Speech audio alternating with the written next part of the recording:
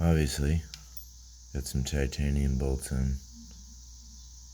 And look at how dope those things are compared to that Allen Torx bit. And I don't like the Allens, so I got all Torx bit. And I got them all over the bike. As you can see, obviously, Talaria, Sting R, mx5 Pro.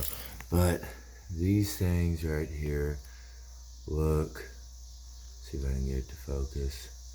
They look so good. And they're all Torx bit. All of them.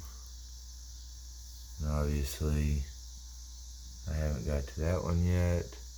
I'm to here. I got that one on. It went in and fit so perfectly and looks so awesome. I don't know why, but I love the titanium screws.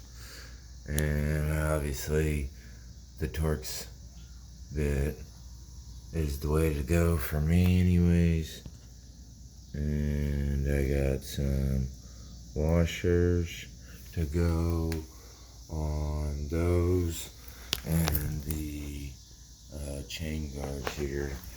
So I'll see when I get it all done here and see what it looks like.